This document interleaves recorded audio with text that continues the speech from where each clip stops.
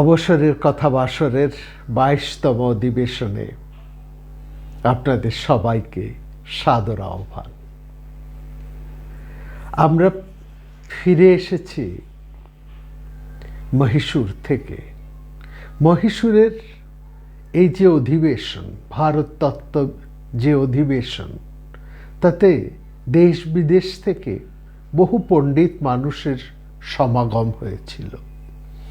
সেখানে অনেকের চিন্তা, অনেকের নানান দিককে কেমনভাবে তারা তুলে ধরছেন ভারতবর্ষের বিভিন্ন বিষয় নিয়ে।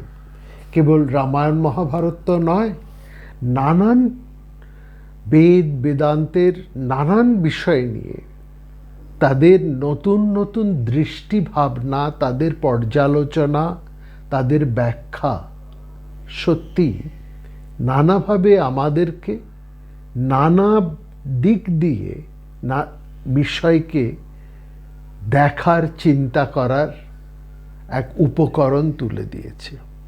অনেক পুরনো মানুষ এখানে, তাদের সাথে নতুন করে আলাপ হলো। অনেকে নতুন এসেছেন, তাদের সাথে অনেক উপকার হলো। এখানে আমাদের হাতে এসেছিল বেশ কয়েকটি বই, বেশ পুরনো কিছু বই। তার মধ্যে অর্থাৎ অবসরের সময় সেই বইগুলোকে উল্টে পাল্টে দেখছিলাম, এবং সেই বইগুলোর ফসলই হচ্ছে আমাদের এই দুটি পর্বের আলোচনা। গত পর্বে যেটা আমরা করেছি, ভারতীয় সভ্যতায় অবৈদিক প্রভাব, আজকে তার দ্বিতীয় পর্ব। এবং যে বইগুলো বিশেষ করে এসেছিল, caste and tribe of southern India, কিংবা caste and race in India, কি মাইসোর ট্রাইবস অ্যান্ড কাস্ট, হ্যাঁ, এই caste and tribes of southern India, যেটা আগেই বলেছি, এই বইগুলো থেকে একটা দক্ষিণ ভারত তথা দ্রাবিড় সভ্যতার পরিচয় আমরা যেমন পাচ্ছি, সেখানকার কাস্ট সিস্টেম সেটা কেমন ছিল তার পরিচয় যেমন পাচ্ছি, তেমনি এই দ্রাবিড় সভ্যতা আমাদের ভারতীয় সভ্যতাকে কতটা পুষ্ট করেছে নানা দিক থেকে, তার পরিচয়ও আমরা পাচ্ছিলাম। যে কথা আমরা বলছিলাম যে এই যে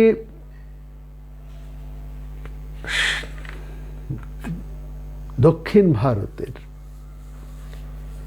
যে নাগ সভ্যতা এখানে রয়েছে, যেটা নিয়েও একটা দীর্ঘ আলোচনা এখানে হয়েছে, সেখানে আমরা দেখছি এই যে নাগ সভ্যতা কিংবা অসুর সভ্যতা, এই সভ্যতা কত প্রাচীন, কত ঐতিহ্যশালী, এবং কত দিক থেকেই না তা আমাদের ভারতীয় সভ্যতাকে পুষ্ট করেছে। আরেকটা জিনিস, এটা ঠিক, এখানে যে মন্দিরময় দেশ এই দক্ষিণ ভারত, সেখানে আমরা দেখলাম যে কিভাবে ব্রাহ্মণ্য শক্তি সেখানকার আদিবাসীদের বা যে সমস্ত অনার্য, তথাকথিত অনার্য বা দ্রাবিড় সভ্যতার ছিল, তাদের মানুষজনদেরকে সরিয়ে দিয়ে ক্রমে ক্রমে তারা সেখানে শক্তিমান হয়ে বসলেন। এবং এই জায়গায় পরবর্তী সময়ে একটা জাতিভেদ প্রথার ভীষণ একটা প্রভাব, জাতিভেদের একটা সমগ্র অঞ্চলের মধ্যে, সমগ্র দক্ষিণ ভারতের মধ্যে উচ্চবর্ণ, নিম্নবর্ণ, ব্রাহ্মণ্য, স্পর্শ অস্পৃশ্য এরকম একটা ভীষণ প্রভাব এখানে ছড়িয়ে পড়েছে এবং সেটা অনেক মানুষকে নানাভাবে উৎপীড়ন করেছে এবং সেটা একমাত্র আমরা বলতে পারি রবীন্দ্রনাথ, তারও আগে এই বাংলা, উড়িষ্যা চৈতন্যদেবকে পেয়েছেন। চৈতন্য প্রভাবে এবং পরবর্তী সময়ে রবীন্দ্র প্রভাবে বাংলাদেশে এবং উড়িষ্যার বেশ কিছু অংশে এই জাতিভেদ প্রথা ততটা দানা বাঁধতে পারেনি, জাতিভেদ প্রথার ততটা গোড়ামি লক্ষ্য করিনি যতটা দক্ষিণ ভারতে ছিল, যতটা উত্তর ভারতে আছে। দক্ষিণ ভারত অনেক কিছু আমাদেরকে দিয়েছে, অর্থাৎ দ্রাবিড় সভ্যতা আমাদেরকে অনেক কিছু দিয়েছে, সে কথা আমরা বলেছি।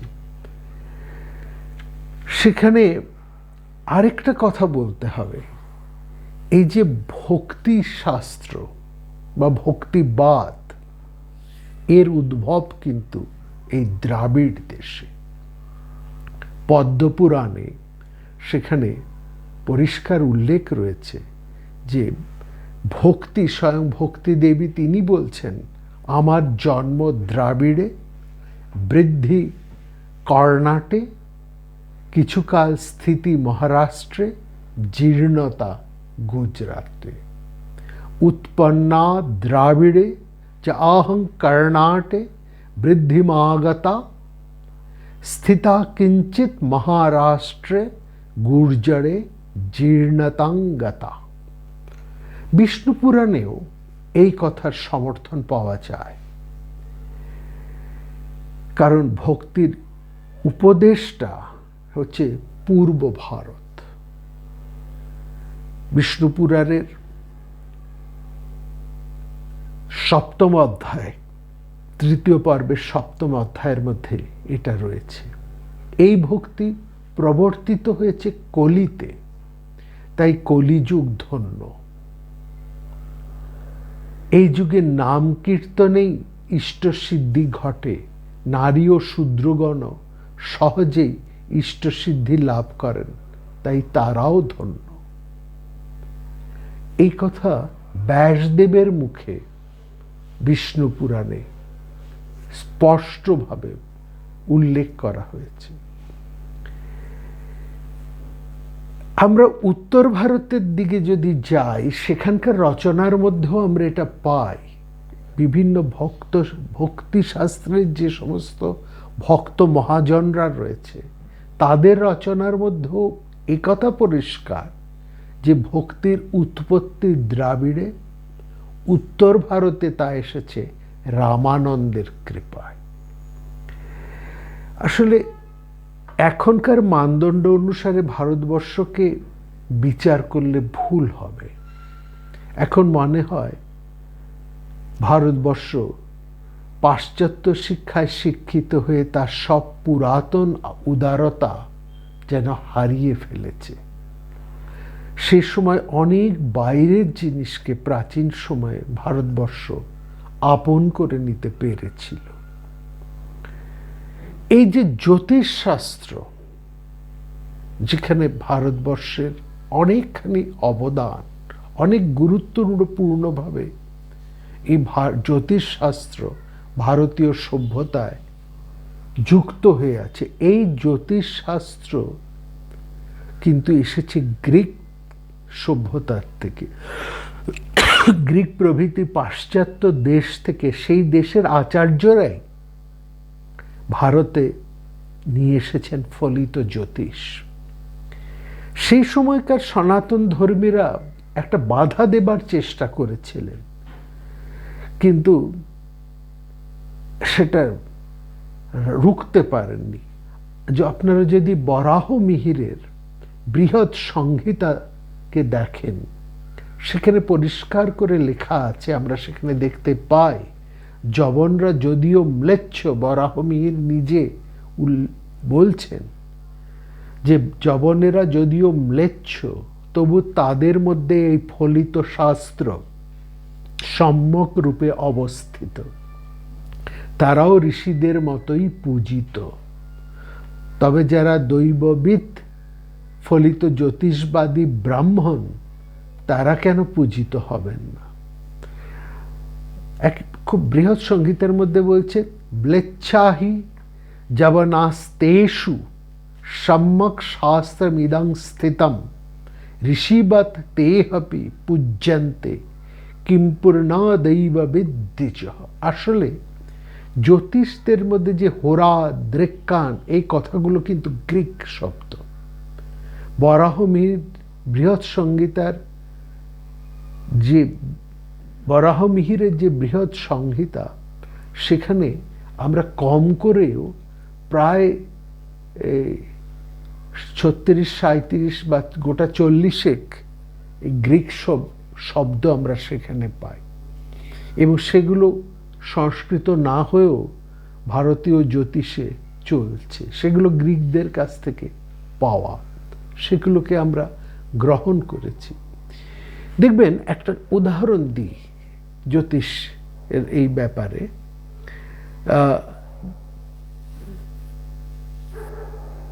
জ্যোতিষের 3টে স্কন্ধ, হোরা বা জাতক স্কন্ধ, গণিত স্কন্ধ আর সংহিতা স্কন্ধ, 3টে মূল উপাদান। তার মধ্যে সংহিতা স্কন্ধ এবং গণিত স্কন্ধের অধিকাংশরাই হচ্ছেন ভারতীয়, যদিও সেখানে একটা গ্রিক প্রভাব রয়েছে, এটা অস্বীকার করা যায় না। হোরা বা জাতক স্কন্ধটা সম্পূর্ণই গ্রিকদের কাছ থেকে, গ্রিস দেশ থেকে আমাদের পাওয়া। এই জন্যই আমাদের পুরাণের সঙ্গে পরবর্তী জ্যোতিষদের অনেক জায়গায় অমিল দেখা দেয়। পুরাণে চন্দ্রকে বলা হচ্ছে তারাপতি, শুক্র হচ্ছেন দৈত্যগুরু, এরা দুজনেই পুরুষ। কিন্তু গ্রিক পুরাণে বা গ্রিক যে সভ্যতা, সেখানে ডায়না তিনি হচ্ছেন গ্রিকদের চন্দ্র, আর ভেনাস তিনি হচ্ছেন গ্রিকদের শুক্র। এই ডায়না এবং ভেনাস দুজনেই নারী।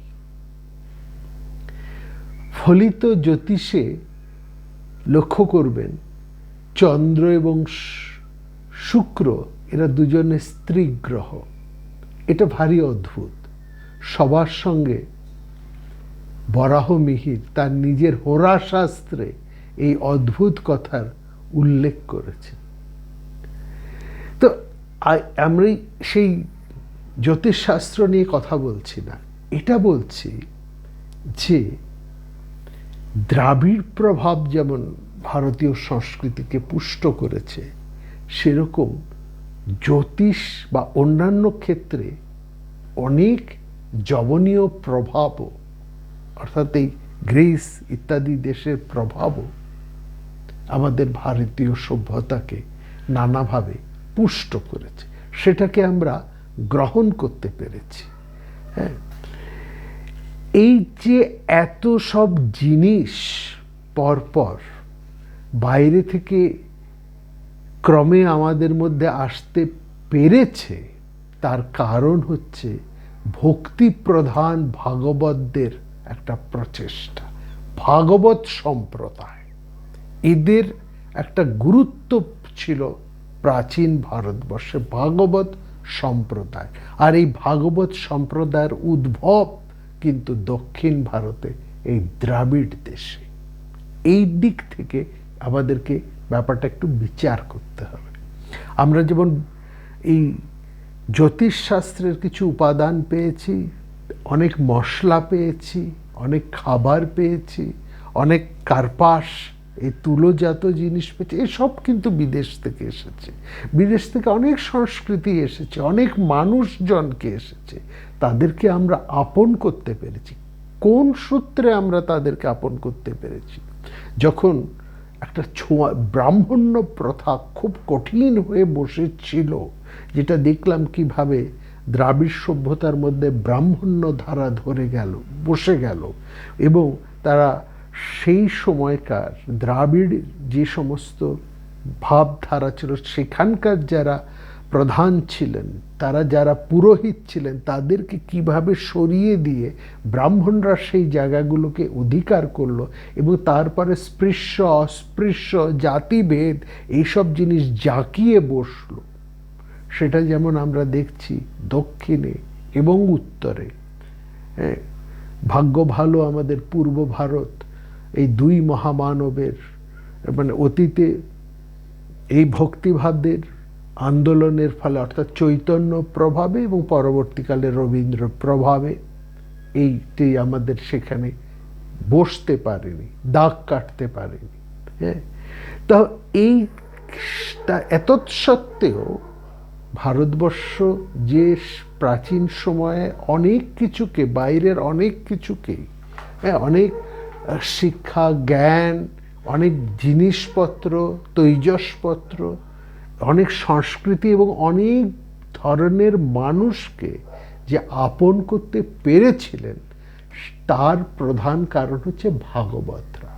কারণ ওই বাধা যারা দিয়েছিলেন তারা এই শক্তিশালী ব্রাহ্মণ্য শক্তি, তারা কিন্তু সেই সংস্কৃতি থেকে নিতে পারেনি।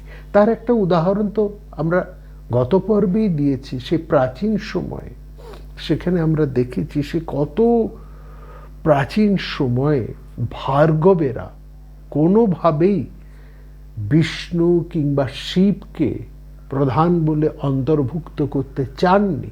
বিশেষ করে শিবকে তো তারা একেবারেই অপাংক্তেয় করে রেখেছিলেন, এবং সেই কাহিনী বলেছি কি করে তারা বাধ্য হলেন শিবকে আর্য দেবতায় গ্রহণ করতে, আর্য দেবতা হিসেবে গ্রহণ করতে তারা কিভাবে বাধ্য হলেন।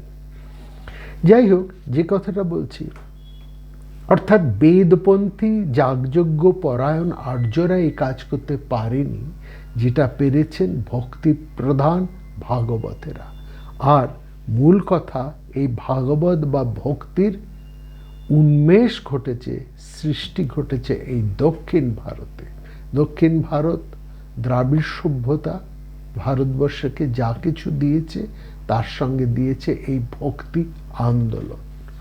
আসা যাওয়ার পথ যদি বন্ধ হয়, তাহলে জানবেন মানুষ শেষ হয়ে যায়। অর্থাৎ আলো হাওয়া যেমন আসতে দিতে হয়, ঘরের দরজা জানালা বন্ধ করে রেখে মানুষ বাঁচতে পারে না, দরজা জানালা খুলে দিতে হয়। বাইরের থেকে আলো হাওয়া আসবে এবং মানুষেরও মধ্যে আসতে হবে। কোনো মানুষ সে যদি সমাজ থেকে সরে থাকে, একাকী থাকে, থাকতে চায়, নিজেকে গুটিয়ে রাখে, তাহলে সে বাঁচতে পারে না। ভাগবতরা এইভাবে এই ভাবটাকে গ্রহণ করে তারা সমগ্র দরজাটাকে খুলে রেখে জাতীয় সাধনাকে জীবন্ত রেখেছে। না হলে কবেই এই জাতিভেদ প্রথায়, অস্পৃশ্যতা, এই সমস্ত পুতিগন্ধময় বদ্ধ জলাশয় ভারতবর্ষের সংস্কৃতি, ভারতবর্ষের প্রাণ কবেই শেষ হয়ে যেত। ধ্যান ও ধারণার দ্বারা নবাগত সেই সমস্ত দেবতাকে তারা পবিত্র, মহান ও বিরাট করে তুলেছেন। এখানে ভাগবতদের বিরাট অবদান। আমাদের শিবের ধারণা যেমন অপূর্ব হয়ে উঠেছে, তার তুলনা কোথাও পাওয়া কিন্তু দুষ্কর। যোগে, ধ্যানে, তপস্যায়, প্রেমে শিব অতুলনীয়। প্রেমে, মাধুর্যে, মাহাত্ম্যে বিষ্ণু সকলের অন্তরের অন্তরতম ধন। আর মনে রাখবেন, যাগযজ্ঞকারী আর্যরা তারা বাধ্য হয়েছিলেন শিবকে গ্রহণ করতে, বিষ্ণুকে স্বীকার করতে। অর্থাৎ তাদের নিজেদের অস্তিত্ব রক্ষার জন্যই তারা একটা সম্মেলনের করতে বাধ্য হয়েছিলেন, কিন্তু তারা হৃদয় দিয়ে বরণ করেননি। হৃদয় দিয়ে বরণ করে একে বিরাট করে তুলেছেন এবং তার দ্বারা নিজেরাও বড় হয়ে উঠেছেন। সেটা হচ্ছে ভাগবতেরা। বাইরের সাথে যোগ হচ্ছে জীবনের ধর্ম। তাতে যদি আমরা বাধা দিই, ধীরে ধীরে মৃত্যু এসে জাতিকে অধিকার করে। এককালে ভারত দেশে বিদেশে সমুদ্র পথে গিয়েছে, উপনিবেশ করে সংস্কৃতির যোগ স্থাপন করেছে। সেই যে মাত্র ওই একটা ব্রাহ্মণ্য প্রভাব, একটা জাতিভেদের প্রভাব, একটা বর্ণভেদের প্রভাব, একটা কুপমণ্ডুকতা আমাদেরকে গ্রাস করে এই যোগপথটাকে নিষিদ্ধ করে দিল। কালাপানি পার হওয়া নিষিদ্ধ হলো। আমরা যখন আর সহজে সমুদ্র পারাপার করতে পারলাম না বা বিদেশিদেরকে আনতে আহ্বান করতে পারলাম না, অমনি দেখতে দেখতে উল্টো ব্যাপারটা ঘটল। বিদেশি প্রভাব আমাদের ঘরে এসে উপস্থিত হলো। এই জায়গাটা আগে ভারতবর্ষ তার প্রভাব সারা বিশ্বে প্রচার করেছে, সারা বিশ্বকে প্রভাবিত করেছে। নিজেদের যা কিছু সংস্কৃতি, নিজেদের যা সাহিত্য, নিজেদের যা কিছু সম্পদ উজাড় করে বিশ্বকে দিয়েছে এবং বিশ্বকেও সে সমস্ত হৃদয় দিয়ে গ্রহণ করেছে। এই যে একটা লেনদেন, এই যে যাওয়া আসা, তাতে ভারত সংস্কৃতি পুষ্ট হয়েছে। ভারতবর্ষের চতুর্দিকে ভারতীয় সংস্কৃতি জয় জয়াকার হয়ে উঠেছে। তার প্রাচীন সেই ভারতীয় ঐতিহ্যের তো সীমা পরিসীমা নেই। কিন্তু যেই মুহূর্তে আমরা ওই কালাপানি নিষিদ্ধ করলাম, সেই মুহূর্তে উল্টো প্রভাবটা ঘটল। প্রবল বিদেশি প্রভাব ভারতবর্ষকে গ্রাস করল। যোগভ্রষ্ট দুর্বল দেশ সেটাকে বাধা দিতেও পারল না। যে বিপদকে সে বাইরে ঠেকিয়ে রাখতে চেয়েছিল, সেই বিপদই তার ঘর জুড়ে এসে বসল। প্রাচীন ভারতে যখন দেশ জীবন্ত ছিল, সেখানে জীবন ছিল, প্রাণ ছিল, তখন নানা দেশে গিয়ে ভারতীয়রা পরকে আপন করেছে এবং ভারতে আগত পরকেও আত্মীয় করে নিতে এবং স্বীকার করতে পেরেছেন। ভারতবর্ষ অন্যের সংস্কৃতিকে গ্রহণ করে সমৃদ্ধ হয়েছে, অন্যান্য দেশেও নিজের সংস্কৃতিকে প্রতিষ্ঠা করতে পেরেছে। চিরদিন ভারতে আগত নানা জাতিকেই পরবর্তী সময়ে আমরা দেখছি ভাগবতরাই আপন করে নিতে পেরেছেন, ব্রাহ্মণ্য শক্তি নয়। অথচ ক্রিয়া কাণ্ড শাস্ত্র নিয়ম আচার বিচারের পথে পরকে আপন করার কাজ সম্ভব নয়। ভক্তিতে এবং প্রেমেতেই সেই যোগটি ঘটে। গ্রিকরা ভারতবর্ষে এসেও পর হয়ে থাকতেন, কিন্তু কি দেখলাম আমরা? ভাগবতরা তাদেরকে ঘরের লোক করে নিলেন। কিভাবে?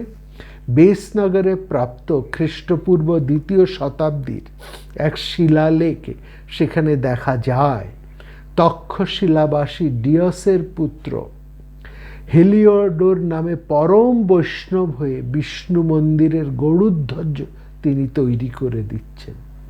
শক, হুন, যবচি প্রভৃতি জাতির মানুষেরা ক্রমে শিবভক্ত হয়ে আমাদের আপন হয়ে গিয়েছেন। ফেড ফাইসাস তার অমন সাংঘাতিক বিদেশি নাম সত্ত্বেও তিনি পরম মহেশ্বর হয়ে গিয়েছেন, পরম মাহেশ্বর হয়ে গিয়েছেন তিনি। বৌদ্ধরাও এই আত্মীয়তা স্থাপনে অনেকটা সাহায্য আমাদের করেছিলেন। কনিষ্ক, হুবিষ্ক প্রভৃতি কত পরাক্রান্ত নৃপতি ভক্তির পথ দিয়ে এদেশের সাথে যুক্ত হয়েছেন। বৈদিক কর্মকাণ্ডের পথে তাদের আসা কিন্তু অসম্ভব ছিল। এইরকম করে ভক্ত ভাগবতদের চেষ্টায় ক্রমে আর্য অনার্য, পুরাতন নতুন একটা যোগসূত্র স্থাপিত হয়ে চলছিল। এমন সময় ভারতে এলো মুসলমানেরা। রাজ্য জয়ের জন্য মুসলমান রাজরাজাদের আসার আগেই মুসলমানের ধর্ম প্রচার হয়েছে এবং সেখানে এসেছেন। এই কথাটা মনে করা কিন্তু খুব ভুল। হিন্দু ও মুসলমান দুই ধর্মের আদর্শ নিয়েই দুই দলের তপস্বী সাধনায় প্রবৃত্ত হয়েছিলেন, এটা কিন্তু লক্ষ্য করা। এই জায়গাটায় আমরা একটু ভুল করি। দেখুন, একটা আদর্শ ধারণা নিয়ে সিদ্ধ করার জন্য দুই দলের মানুষই কিন্তু প্রথমে একসঙ্গে পথ চলতে আরম্ভ করেছিলেন এবং সেখানে আমরা দেখেছি বড় বড় দুই পক্ষের সাধকেরাই একসঙ্গে কাজ করেছেন, একই রকমের কথাবার্তা বলেছেন এবং সেখানে ভারতীয় সংস্কৃতিকে দুটি হিন্দু মুসলমান দুই সংস্কৃতি ধারাই সমানভাবে চলেছে এবং সেখানে অনেক ভারতবর্ষের রাজারা, ভূপতিরা পারস্য দেশের এই নবাগত ধর্মকে পুষ্ট করেছেন, সাহায্য করেছেন। কিন্তু মুশকিলটা হয়েছে এই যে মুসলমানদের যে তাদের যে সমাজ বিন্যাস, তাদের যে জয়, মানে তাদের যে ধর্মের একটা বিন্যাস, এমনভাবে তাদের ধর্ম তাদেরকে এমনভাবে বেঁধে রেখেছে যে সেটা নাগাল পাওয়া বড় শক্ত। ফলে পাশাপাশি বাস করেও এমন একটা দুর্লঙ্গ পাঁচিলের বাধা ছিল যার ফলে কারো সোয়াস্তি হয়নি। পেটের মধ্যে খাদ্য আছে অথচ তাকে সেটা হজম করে সারা শরীরের সঙ্গে তা মিশতে পারছে না। এতে যেমন দেহের যন্ত্রণা, তেমনি হিন্দু মুসলমান দুই সাধনাই পাশাপাশি রয়েছে অথচ তাদের মধ্যে সমন্বয়ের কোনো ভাব নেই। সেটা দেশের এবং একটা ভারী দুঃখ, দেশের পক্ষে একটা যন্ত্রণা ছিল। এই যন্ত্রণাটা বেশিরভাগ ছিল পণ্ডিতদের মধ্যে। পল্লীগ্রামের সাধারণ প্রাকৃত মানুষ যারা মুসলমান হয়েছিলেন তারা পুরনো সব সংস্কার বজায় কিন্তু রেখেছিলেন। এখনো দেখবেন হুসেইনি ব্রাহ্মণ আছে, রাজপুত মালকানা রাজপুত আছে, গুজরাটের পিরানাপন্থী বা কাক্কাপন্থী লোকেরা রয়েছে, মধ্যপ্রদেশের পীরজাদা, বাংলাদেশের নট নটুয়া, এই দল এরা কি হিন্দু না মুসলমান এটা বলা মুশকিল। হিন্দুরাও তাদেরকে হিন্দু বলে স্বীকার করে না, মুসলমানরাও তাদেরকে প্রকৃত মুসলমান বলে স্বীকার করে না। এইরকম যখন একটা অবস্থা আমাদের ভারতবর্ষের মধ্যে সৃষ্টি হলো, সেই সময় একটা সমন্বয়ের কাজ শুরু করলেন রামানন্দ এবং তার শিষ্যরা। অর্থাৎ কবিরের রামানন্দ এবং তার শিষ্যরা, কবির থেকে আরম্ভ করে পরবর্তী যারা, তারা কিন্তু এই ভারতবর্ষের মধ্যে একটা ভক্তিবাদের উদারতার ধারাকে বইয়ে দিয়ে যে ভারতবর্ষের সম্মেলনের ধারা, প্রাণের ধারা শুষ্ক বিনিষ্ট হয়ে যাচ্ছিল সেটাকে রক্ষা করল। ভাগবত সম্প্রদায়ের যে মানুষ, তাদের কথা নতুন করে ছড়িয়ে দিলেন রামানন্দ। এবং এই যে রামানন্দের মধ্যে যে ভক্তিভাবের কথা, এটা তার নিজস্ব কিন্তু নয়। তিনি এই কথাগুলো স্রষ্টাও নয়, এই ভাবগুলো দীর্ঘকাল ধরেই আমাদের দেশের মধ্যে জাগ্রত ছিল। সেটা হয়তো লুপ্ত হয়ে গিয়েছিল, রামানন্দ তাকে আবার নতুন করে উচ্চারণ করলেন। ভাগবতরা বললেন, যারা অন্নমনা হয়ে ভজনা করেন তারাই হচ্ছেন ভক্ত। ভক্তকে একেবারে ভাগবতরা স্পষ্ট করে দিলেন, অন্নমনা হয়ে যারা ভজনা করেন। একেবারে গীতার মধ্যেও তো সেই কথা আছে, মদ্ভক্ত। হ্যাঁ, একেবারে আমার ভক্তকে, যারা আমাকেই অনন্য চিত্ত হয়ে অর্চনা করেন তারাই হচ্ছেন আমার ভক্ত। এই কথাটা রামানন্দ এবং তার শিষ্যরা আবার নতুন করে তুলে ধরলেন, যেটা আমাদের প্রাচীন ভারতবর্ষের মধ্যে যে ভাবটা ছিল, এবং যার ফলে আমরা দেখলাম আর্যতর বা জাবনিক যে কিরাত, হুন, অন্ধ, পুলিন্দ, পুক্কস, আভীর, শুঙ্গ, যবন, খস, এই ভক্তি ধারার প্লাবনে তারা ধন্য এবং কৃতার্থ হয়ে তারাও সমাজে গৃহীত হলেন। এরা এই ব্রাহ্মণ্য ধর্মের চাপে, যাগযজ্ঞের চাপে একেবারে হীন অন্তজ হয়ে একদিকে পড়েছিল, তাদেরকে আবার নতুন করে সমাজে প্রতিষ্ঠা করা হলো। এবং সেখানে আমরা দেখছি শুধু তাই নয়, মগধের আচারহীন কিক্কেটেরা, এদের সময়ের কথা কিন্তু মহাভারতে রয়েছে। মহাভারত এদেরকে আচারহীন বলেছে, আর্যতর বলেছে। এই সমস্ত কিরাত, হুন, অন্ধ, পুলিন্দ, পুক্কস, আভীর, শুঙ্গ, এই কিক্কট, এই যারা মহাভারতের সমকালের মানুষ, মহাভারতের সময়ের মধ্যে যাদের উল্লেখ আছে, এই ভাগবত ভক্তি ধর্মের প্রভাবে তাদেরকে নতুন করে সমাজে আবার বরণ করা হলো। দেখুন, দৈত্যকুল প্রহ্লাদ তিনি নিষ্কাম ভক্তির বিষয়ে চমৎকার বলেছেন। এই প্রহ্লাদ কিন্তু অসুর সম্প্রদায়, অর্থাৎ এই দক্ষিণ ভারতের মানুষ, তাই না? তার মধ্যে ভক্তির মধ্যে কিছু ফলাকাঙ্ক্ষা যদি থাকে, প্রহ্লাদ বলছেন দেখো, ভক্তি হচ্ছে নিষ্কাম, তার মধ্যে কোনো ফলাকাঙ্ক্ষা থাকতে নেই। ঈশ্বরের সাথে আমরা তো দোকানদারি করতে পারি না। যদি তার মধ্যে কিছুমাত্র ফলাকাঙ্ক্ষা থাকে, ভক্তির মধ্যে যদি কিঞ্চিত ফলাকাঙ্ক্ষার থাকে, কিংবা এক ছিটে ফলাকাঙ্ক্ষার আভাস যদি সেখানে দেখা যায়, সেটা ভক্তিরই অপমান। ধ্রুব শ্রদ্ধা ভক্তির কথা কি অপূর্বভাবেই না বুঝিয়েছেন। এই ধ্রুব তো অসুর পুত্র। আবার গীতায় তো এই ভক্তির কথা কি চমৎকার করে বলা হয়েছে। গীতা তো আর্য সভ্যতারই অবদান। সেই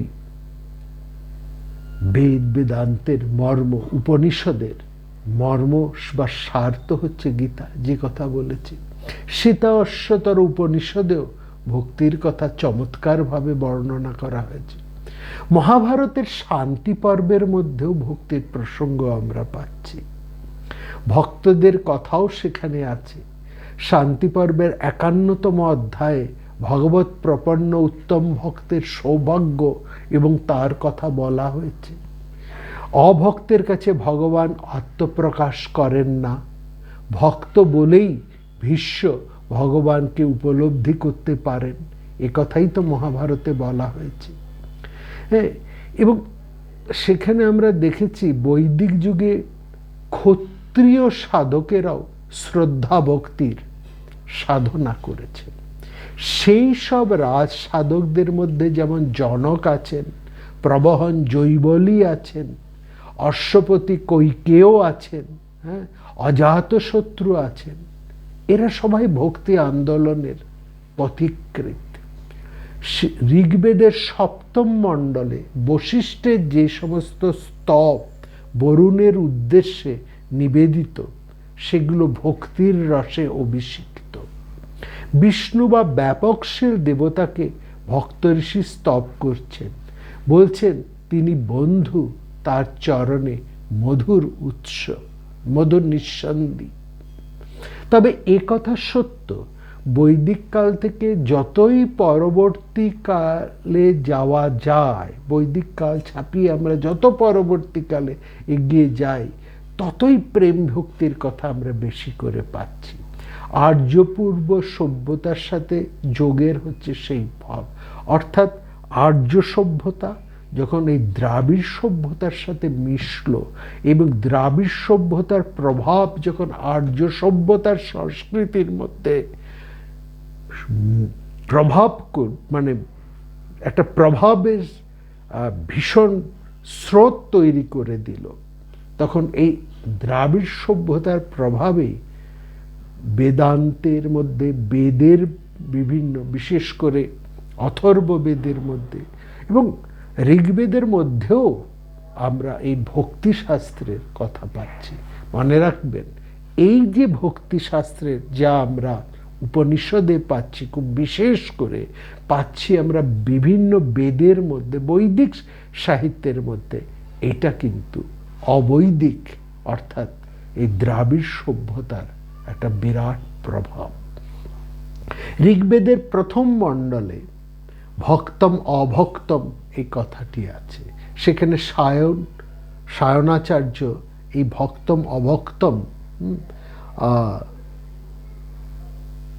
যে তার অর্থ করছেন সেবমানম অসেবমানম।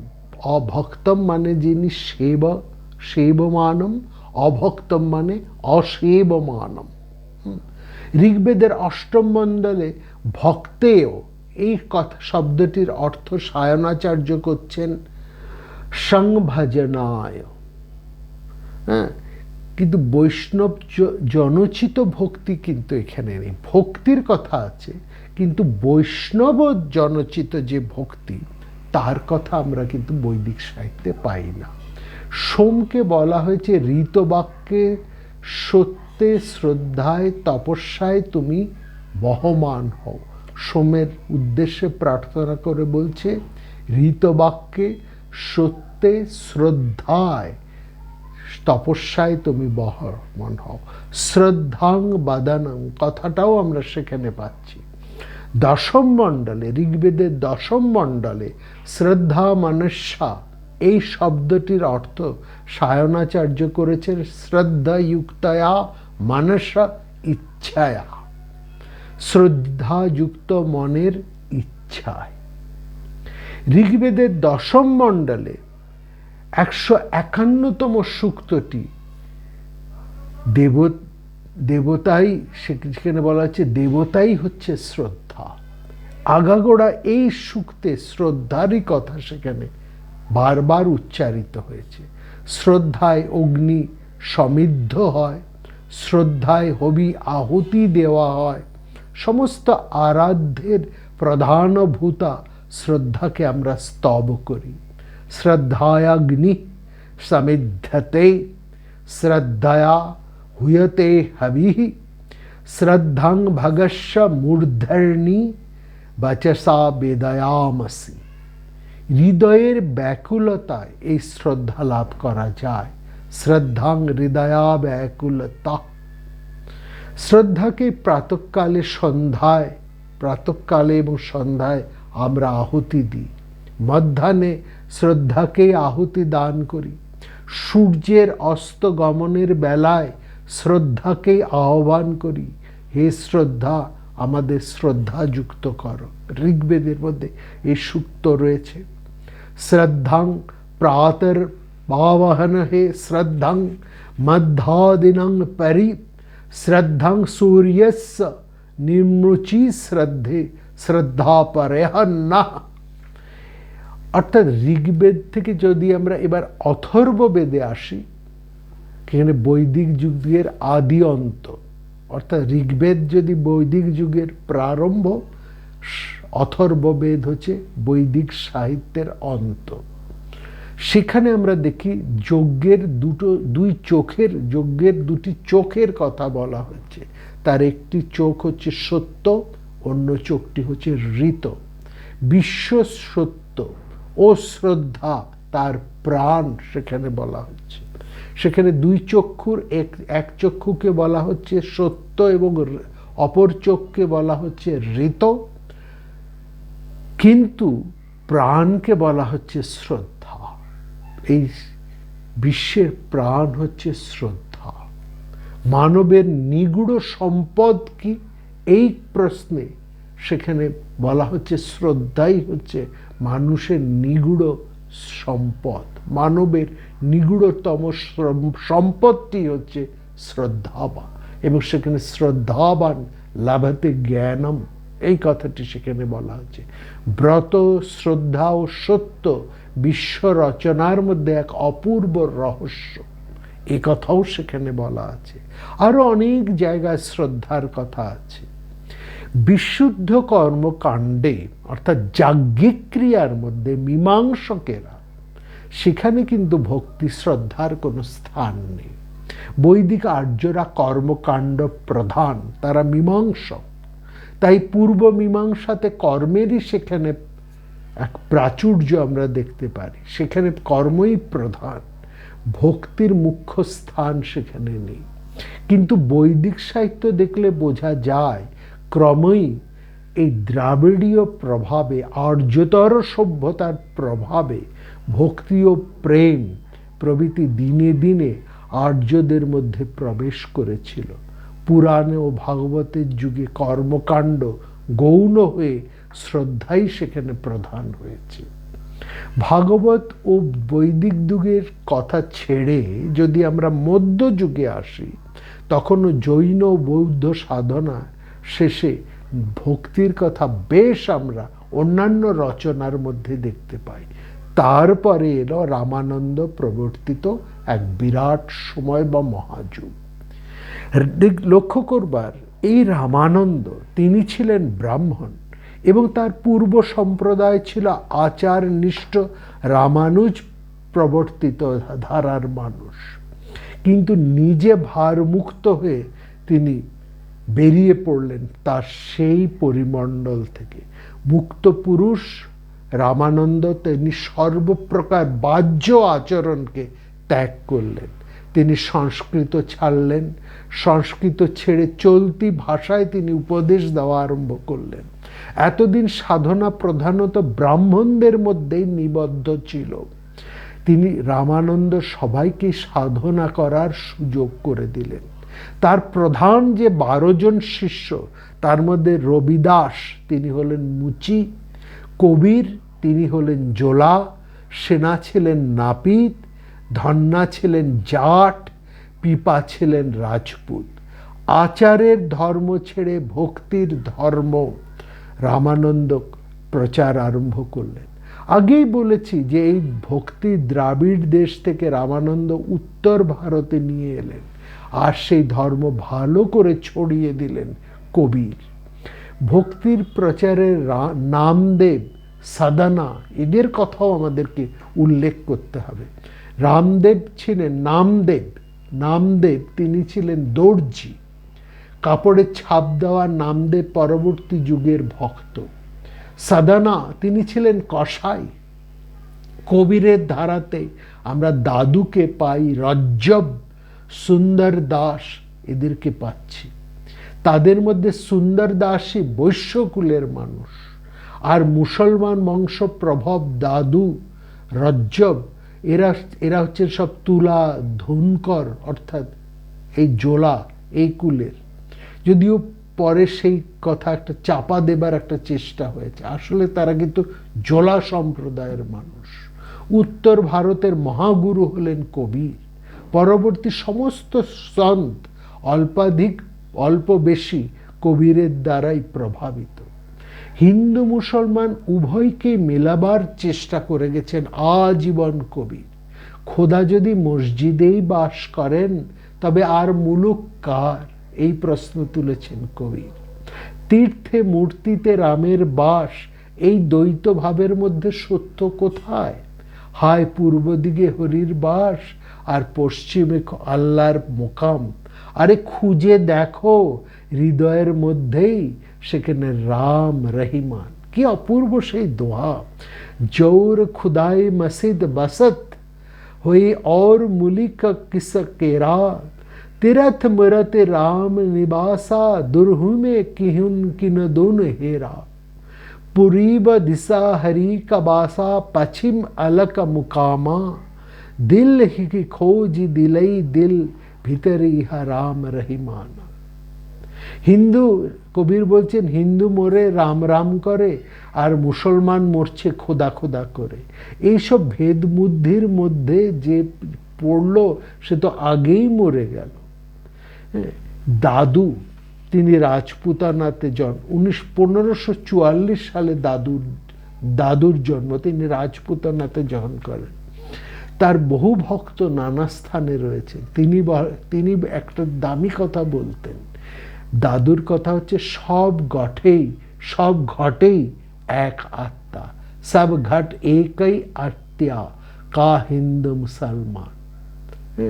সুতরাং সাম্প্রদায়িক ভেদ, ধর্মের এই ভেদ, এটাকে দূর করার জন্য এই ভক্তি প্রধান রামানন্দী একটা ধারা প্রবলভাবে সেখানে কাজ করেছে। এই জায়গায় আমরা দেখছি এই যে জাতিভেদ, সম্প্রদায় ভেদ, স্ত্রী পুরুষের ভেদ, এইসব কিন্তু অধ্যাত্ম শাস্ত্রে টেকে না। এগুলো অধ্যাত্ম শাস্ত্রের কথা নয়। যারা করেছে তারা মতলবী। কবির বারবার এই কথা বলেছে, বলছে বেদ কোরআন সংসারে ধর্মবেদ নিয়ে এসব কি গোলমালের কথা তোমরা বলছো? কে পুরুষ কে নারী? একই বিন্দু, একই মলমূত্র, একই চাম, একই ইন্দ্রিয়, একই জ্যোতি থেকে সবাই উৎপন্ন। তবে কে ব্রাহ্মণ আর কে শূদ্র? তিনি কবির নিজে ছিলেন জোলা, তা তিনি সগর্বে স্বীকার করেছেন। কাজে ছোঁয়াছুঁই বিচার কবির মানতেন না। বলছে ওরে পাড়ে, অর্থাৎ ও ব্রাহ্মণ, কি তুমি বৃথা ছোঁয়াছুঁই করছো? ছোঁয়াছুঁই হতেই তো সব সংসার উৎপন্ন। হ্যাঁ, তোমাতে আমাতে রক্তে দুগ্ধে কি কোনো ভেদ আছে? তুমি কিসে ব্রাহ্মণ আর আমি বা কিসে শূদ্র? ছুৎছুত করেই যদি জন্মালে, তাহলে অসুচি গর্ভবাসের পথে কেন তুমি এলে? ওই গর্ভবাসের পথটা তো অসুচি পথ, তাই তো তোমরা বসো। আর সেখান দিয়েই তো আমারও আশা, তোমারও আশা। জন্মাতেও ছোদ, মরণেও ছোদ। হরি বলেন, কবির বলছেন নির্মল হলো একমাত্র হরির জ্যোতি। সেখানেই ঈশ্বরের পথে, প্রেমের পথে একমাত্র জ্যোতি রয়েছে। তো এই তারা কি অপূর্বভাবে সে সমদৃষ্টির কথা বলেছে। এবং এই সমদৃষ্টির কথা তো নানা পুরাণের মধ্যে আমরা পাই, বৈদিক সাহিত্যের মধ্যেও আছে। এই জিনিসটা একটা ব্রাহ্মণ্য ধর্মের, একটা ক্রিয়াকর্মবাদের একটা অভিশাপ যেন সেখানে এসে গেল। যাই হোক, এই সমস্ত সাধকদের কথা, প্রেম ভক্তির কথা কত বলা যায়। জাতিভেদ সমাজতত্ত্বের কথা, ধর্মটাই আসল। মধ্যযুগে সাধক সন্তানারা ভগবানের সাথে প্রেমের ব্যক্তিগত যোগই তারা খুঁজেছেন। এই যোগের পথে বাহ্য আচার শাস্ত্র ভেদ ভেক তার প্রয়োজন তারা স্বীকার করেননি। তাদের কাছে ভগবত প্রেমই হচ্ছে প্রধান, আর সব তুচ্ছ। স্বর্গের লোভ বা নরকের ভয়ে এই ধর্মের প্রবর্তনা তারা বা ধর্মের প্রবর্তনাকে তারা স্বীকার করেননি। প্রেমের ধর্মে ভগবানের সঙ্গে এমন একটা অভেদ ও সাম্য তারা পেয়েছেন, যা বেদান্ত প্রতিপাদ্য অভেদের চেয়ে অনেক সরস। প্রেমের পথের পথিক বলে তারা কিন্তু এই শরীরকে, এই কায়াকে বৃথা ক্লিষ্ট করতে চাননি। অথচ প্রেমের জন্যে দেহ মনের সর্বপ্রকার কলুষ সযত্নে তারা পরিহার করেছেন। দেহকে তারা দেবালয় মনে করেছেন। এই দেবালয় দেহাতীত চিন্ময় ব্রহ্ম বিরাজিত। মাটি পাথরের দেবালয়ে যেসব মূর্তি আছে তা তাদের কাছে মূল্যহীন। বাহ্য উপাচার পূজা অর্থহীন। দয়া, অহিংসা, মৈত্রী, এই সবই হলো আসল সাধনা। এই পরম তত্ত্ব, এই যে সাধনার তত্ত্ব শাস্ত্রে তারা খোঁজেননি, তারা খুঁজেছেন এই শরীরের মধ্যে, এই দেহের মধ্যে, মানুষের মধ্যে। এবং তারা বলছেন এই দেহের মধ্যেই সমগ্র বিশ্ব রয়েছেন। সেই পরম তত্ত্ব তোমাকে দেখাতে পারেন গুরু। কাজে গুরুর প্রতি তাদের অচলা শ্রদ্ধা, অচলা ভক্তি। সাধুদের সৎসঙ্গে প্রেম উপজে, তাই সাধু সেবা এবং সাধু সঙ্গ হচ্ছে মহাধর্ম।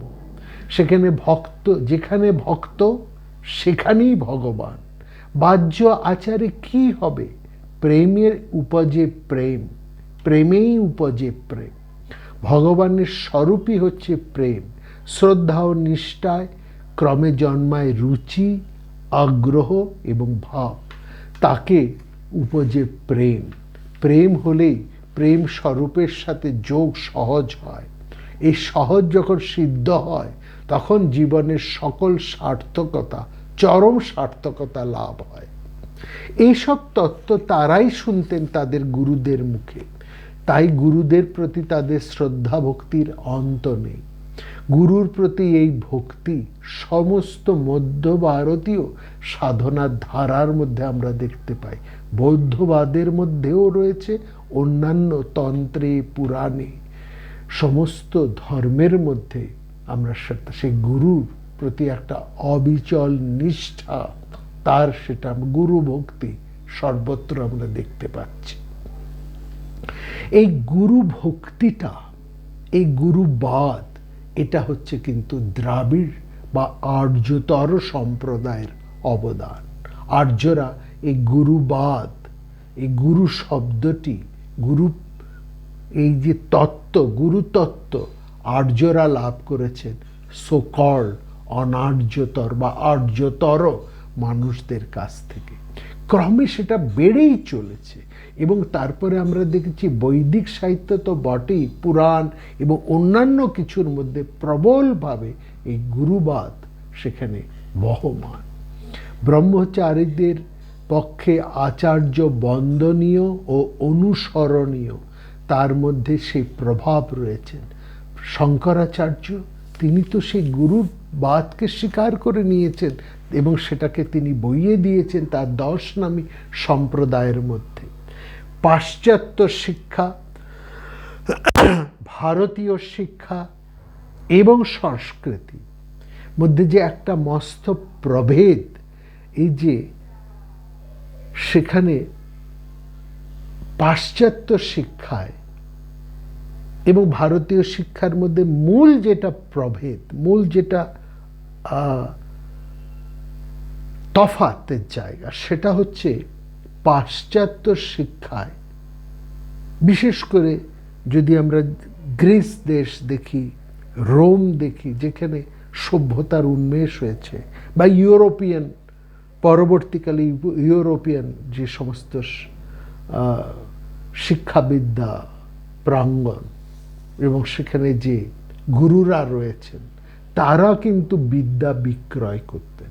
বিদ্যা ছিল সেখানে বিক্রয়ের, যে অর্থের বিনিময়ে সেখানে বিদ্যা চর্চার প্রচলন ছিল। এবং বিদ্যা ছিল তাদের ব্যক্তিগত সম্পত্তি। পয়সা দিয়ে কিনতে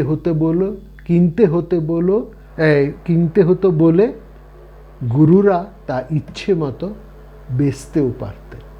ভারতে ব্রহ্মচারীরা, গুরুরা সকল সমাজের পালনীয়, এবং যেহেতু গুরুদের সাধনা বিশ্বসত্যকে নিয়ে, তাই তাদের অর্জিত জ্ঞানও বিশ্বের সবার। ভারতবর্ষের যে কোনো সাহিত্যকে দেখুন, যে কোনো অধ্যাত্ম ধর্মকে দেখুন, ভারতবর্ষের যে কোনো শাস্ত্রকে লক্ষ্য করুন, সেটা কোনো নির্দিষ্ট জাতি, ধর্ম, মানুষের জন্য নয়। সেটা হচ্ছে সমগ্র বিশ্বের সমস্ত মানুষের জন্য। ভারতবর্ষের যে কোনো শাস্ত্র, যে কোনো পৃথিবীর যে কোনো মানুষই তার নিজের বলে দাবি করতে পারে, তার নিজের বলে তাকে গ্রহণ করতে পারে। সেটা বৈদিক সাহিত্য, বেদান্ত, পুরাণ, যাবতীয় যা কিছু সবই এই মহাবিশ্বের মানুষের জন্য, প্রতিটি মানুষের জন্য। সেখানে কোনো ভেদ নেই, সেখানে কোনো সীমারেখা নেই। এই গুরুদের অর্জিত জ্ঞান প্রত্যেকটি মানুষের সেখানে অধিকার। তাই গুরুদের জ্ঞান বেচবার অধিকার নেই। শিক্ষা অর্থের মূল্যে বিকৃত হতে পারে না। এটাই হচ্ছে ভারতবর্ষের সবচাইতে বড় অবদান। ভারতে তক্ষশিলা, পুরুষপুর প্রভৃতি স্থানে গ্রিক প্রভাবে গুরুরা যে বিদ্যা বিক্রয় করতেন তার একটা কিন্তু নিন্দা ছিল। ভারতের সাধনাতে বিদ্যা কোথায় ব্যক্তিগত কোনো বস্তু নয়, তা সব মানুষের। বৃহৎ সংহিতার ভূমিকাতেই খুব বড় করে এই কথা সেখানে লেখা রয়েছে। উপনিষদের যুগ থেকে আরম্ভ করে আজ পর্যন্ত ভারতের সাধনাতে গুরুদের একটা মস্ত স্থান, এবং সেখানে মূল কারণ হচ্ছে গুরুরা বিদ্যা বিক্রয় করেন না, বরং তারা উল্টে শিষ্যদের ভরণ পোষণ জুগিয়ে তাদেরকে বিদ্যা দান করেন এবং তাদের সাধনা দান করে শিষ্যদের ধন্য করে বিশ্ব সাধনাকে অগ্রসর করে নিয়ে যান। সেখানে একজন প্রকৃত গুরু কোনোভাবেই আগ্রহী কোনো শিষ্যকে তিনি আটকাতে পারেন না। তিনি তার প্রবেশ, তার শিক্ষার অধিকারকে তিনি কোনোভাবেই ব্যাহত করেন না, করতে পারেন না, প্রতিকূল সৃষ্টি করতে পারেন না। যদি তিনি কোথাও ভুল করেও বা কোনো বিরাট কোনো স্বার্থের কাছে নত হয়ে করতে বাধ্য হন, তিনি সমাজে নিন্দিত হন, ধিক্কৃত হন।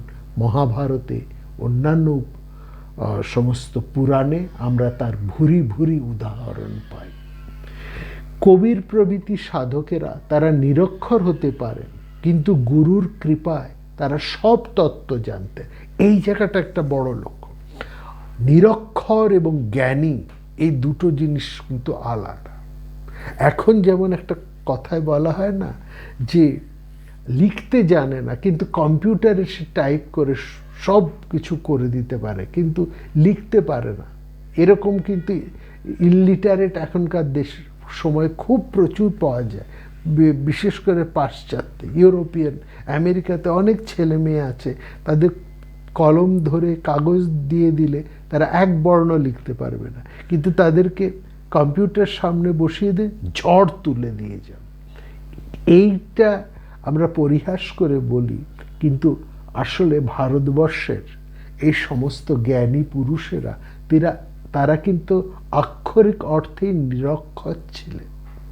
কি বলবেন, তার উদাহরণ তো আমাদের সামনেই রয়েছেন, ঠাকুর শ্রী রামকৃষ্ণদেব। হ্যাঁ, তার অক্ষর জ্ঞান ছিল, সম্পূর্ণ নিরক্ষর আমরা তাকে বলতে পারি না, কিন্তু সামান্যই সেই অক্ষর জ্ঞান।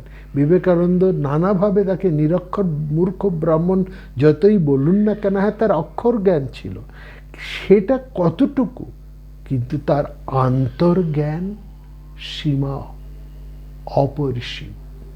এরকম কবির প্রভৃতি মধ্যযুগীয় সমস্ত সাধকেরা বেশিরভাগই কিন্তু নিরক্ষর ছিলেন, কিন্তু যে কথা বলেছি, গুরুর কৃপায় তারা সব তত্ত্ব জানতেন, আর তাদের নিজেদের ছিল অতুলনীয় প্রতিভা। তাই পণ্ডিত না হয়েও তাদের কোনো ক্ষতি হয়নি, বরং এমন সব অপূর্ব তত্ত্বকথা এইসব সাধকেরা বলতে পারতেন না যদি তারা সব পণ্ডিত হতেন। তাদের পাণ্ডিত্য অভিমান তাদেরকে কিন্তু নিষ্প্রভ করে রাখত। কবির ছিলেন জোলা, যে কথা বলেছি, তার যাদের না আছে হিন্দু, না আছে মুসলমান কোনো সংস্কারের ভার, সব প্রাচীন সংস্কারের ভার থেকে তিনি মুক্ত ছিলেন। সর্ববিধ ভার থেকে মুক্ত হয়েই ভগবানের বাণী তার কানে এত সহজে এসে পৌঁছেছিল। বাংলাদেশের বাউলরাও সেজন্য এমনই মুক্ত। তাদের বাউল গানের মধ্যেই আছে না, তোমার পথ ঢেকেছে মন্দিরে মসজিদে, তোমার ডাক শুনি সাই চলতে না পাই, রুখে দাঁড়ায় গুরুতে মর্শেদে। একেবারে দামি কথা। গুরু আর মোর্শেদের দলের স্বার্থ আছে ভেদ বুদ্ধি বাঁচিয়ে রাখতে। এই যে সাম্প্রদিকতা, এই যে ব্রাহ্মণ্য আচার, এখানে ব্যক্তিগত কিছু মানুষের প্রচণ্ড স্বার্থ আছে এবং এই স্বার্থকে মদত দিয়ে গেছে শাসক শ্রেণী। মনে রাখবেন, চিরকালই একটা অপশক্তির শাসক এবং ধর্মযাজক নামধারী মানুষদের একটা জোট কালে কালে ব্যক্তিগত স্বার্থ পূরণের জন্য একটা জোট তৈরি করেছে এবং করে তাদের স্বার্থ সিদ্ধি করেছে, করে জীবনের স্রোতকে, প্রাণের স্রোতকে, ধর্মের মূল স্রোতকে তারা রুদ্ধ করার চেষ্টা করেছে। এই হচ্ছে জিনিস। সেই সংস্কৃত জ্ঞান, একটা কাহিনী বলি। সংস্কৃত জ্ঞানহীন কবির কাশিতে বসে প্রত্যেক পণ্ডিতদের মধ্যে নির্ভয়ে তার মনের কথা চলতি ভাষায় সজোরে বলতেন। তিনি বলতেন, সবাই বলতেন কবির একই কাণ্ড। কবির বলেন, সংস্কৃত হলো কূপজল আর ভাষা হলো বহত জলধারা। সংস্কৃত হই কূপজল, ভাষা বহুত নীর। আসলে নানা সংস্কৃতির মিলনে ভারতবর্ষের সংস্কৃতি গড়ে ওঠায় তার মধ্যে গতিশীলতার প্রতি একটা শ্রদ্ধা ছিল। ঐতরেয় ব্রাহ্মণে আমরা দেখছি ইন্দ্রের সার কথা হচ্ছে এগিয়ে চলো, চরৈবেতি চরৈবতী। মধ্যযুগের এই ধর্ম সাধনার মূল কথাও হচ্ছে এগিয়ে চলো। অগ্রসর না হওয়ার মতন শিক্ষা আমরা আজকাল ইংরেজি শিক্ষিত বা পাশ্চাত্য শিক্ষকদের মধ্যে খুব বেশি করে যেন লক্ষ্য করি। আসলে এই পাশ্চাত্য সভ্যতা অনেকটা স্থিতিশীল, কনজারভেটিভ। কবির বা এই মধ্যযুগের সমস্ত সাধক তারা সবাই ছিলেন চলন্ত জীবন্ত ভাবের উপাসক। ঠাকুর রামকৃষ্ণদেব মাঝে মাঝে তার ভক্তদের বলতেন, তোমরা একটু ইংরেজিতে আমার সামনে কথা বলো তো দেখি, তর্ক করো তো দেখি। এটা যেন তিনি একটা খোঁটা দিতেন। আসল সার কথাটা তিনি শেষে বলতেন। মূল কথাটা হলো এটাই যে অচলতার অন্ধকারকে ভারতবর্ষ কোনোদিন পূজা করেনি। বহতা জল থাকে নির্মল, বদ্ধ জলই হয়ে ওঠে দূষিত দুর্গন্ধ।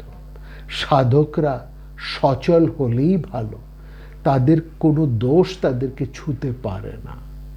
কোনো প্রকৃত সাধক কখনো নিজেকে আবদ্ধ করে রাখেন না কোনো বিচারে, কোনো যুক্তিতে, কোনো মতবাদে। পথ চলতে গিয়ে তারা হয়তো পড়ে যান, তবু তাদের দোষ নেই। উঠে ধুলো ঝেড়ে সেই সেই কেটে যাওয়া স্থানটিকে তারা আবার পরিচ্ছন্ন করে আবার তারা পথ চলেন। হয়তো একটু খুঁড়িয়ে চলেন, কিন্তু চলেন, চলা তাদের থামে না। অচলতার প্রতি ভারতবর্ষের কোনো ভক্তি নেই। মধ্যযুগের সাধকেরা এই অচলতার বন্ধটাকে ভাঙতে চেয়েছেন। তারা ভাঙতে চেয়েছেন প্রেমে, প্রেমের ধর্মে, ভাগবতের ধর্মে। এই মধ্যযুগীয় সাধকদের প্রেম হচ্ছে বলিষ্ঠ প্রেম, মিনমিনে প্রেম নয়। তাদের ছিল আত্মশক্তিতে পূর্ণ প্রেম। প্রেমের সাধনায় তারা বীরত্বের সাধনা করেছেন। এই সংসারে প্রবেশ করেই তারা বলছেন, আকাশে শোনা যাচ্ছে রানা দামামা, যুদ্ধের নাগাড়া বাজছে, তার তালে তালে মৃত্যু পণ করে এগিয়ে চলতে হবে। কবিরই বলছেন, গগনা দামামা বাজিয়া পেড়া নেশা নাই যাওয়া। মরণে সবাই ভয় পান, আর এই মধ্যযুগের সাধকেরা বলছেন, যে মরণে সবার ভয়, সেই মরণেই আমার আনন্দ। মরণ পণ করেই নির্ভয় অগ্রসর হতে হবে। সাধনার পথ দুর্গম ও অগাধ, এ কথা বারবার সাধকেরা বলেছেন। তবু সাধকের দল এই পথে চলতে কোনোদিন ভীত হননি। ভারতের আকাশে বিধাতার যে আদেশ বাণী তার দামামায় নিত্যধ্বনিত হয়েছে, সে হলো সাধনার সমন্বয় বাণী, প্রেমের বাণী। কাউকে দূরে সরিয়ে রাখা নয়, নিজের মতবাদকেই শ্রেষ্ঠ বলে দাগিয়ে দেওয়ার প্রচেষ্টা নয়, কাউকে বর্জন করে অন্য একজনকে শ্রেষ্ঠ করে তোলা, এটা ভারতের ধর্ম সাধনা নয়। এই পথ যখন আবার আমরা দেখছি, আবার যেন সেটা একটা ফিরে আসার একটা প্রবণতা দেখা দিয়েছে। আবার সেই মধ্যযুগীয় বর্বরতার একটা চিহ্ন ভারতবর্ষের ধর্মের আকাশে আবার লাল রেখা হয়ে দেখা দিয়েছে। এইটা তো ঠিক, ধর্মের পথে যারাই এসেছেন, দুঃখ দুর্গতি লাঞ্ছনা অন্ত তাদের কপাল ছিল, অন্ত নেই। তাদের কপালে অশেষ দুঃখ, অশেষ দুর্গতি, অশেষ লাঞ্ছনা জুটেছে। ঘরে বাইরে তার জন্য উৎপীড়ন, অত্যাচার দিবারাত্রি প্রতীক্ষা করেছে। তবু যুগে যুগে ভারতবর্ষের যথার্থ তপস্বীরা, যথার্থ সাধকেরা, যথার্থ ধর্ম প্রাণ মানুষেরা সমস্ত বিপদে ভীত হয়ে কিন্তু পিছু পা হয়নি। বীর চলেছে সংগ্রামে, কেন হবে সে পশ্চাৎপদ?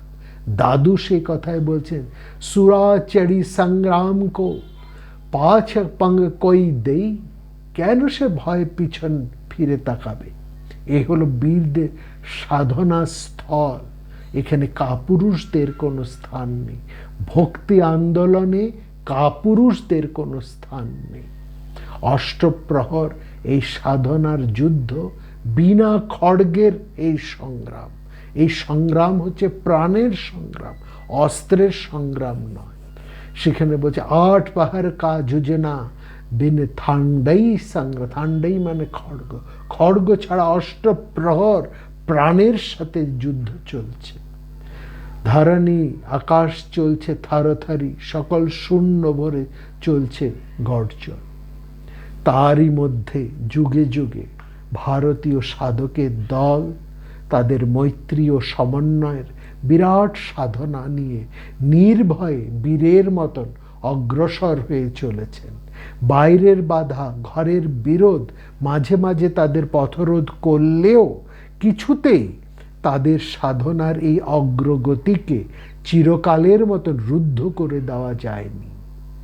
বিধাতার সেই মহা আদেশ বাণী এখনো যাদের কানে পৌঁছবে, কোনো বিধি নিষেধ, কোনো দুঃখ বিপদ বাধাই তাদের অপ্রতিহত গতিকে কিছুমাত্র বাধা দিতে পারবে না। এই বিশ্বাস ভারতবর্ষের যারা সাধনার পথে রয়েছে, যারা প্রেমের পথে রয়েছে, যারা মানুষের পথে রয়েছে, যারা জীবনের পথে রয়েছে, এটা তাদের মধ্যেই জীবন্ত হয়ে আছে। সেখানে এই বিশ্বাসে তারা প্রবল শক্তিমান। আমরাও বিশ্বাস করি ভারতবর্ষের এই অন্তরাত্মা আগেও মারা যায়নি, কোনো রকম রাজনৈতিক শক্তির দ্বারা কাছে সে আত্মাহুতি দেয়নি,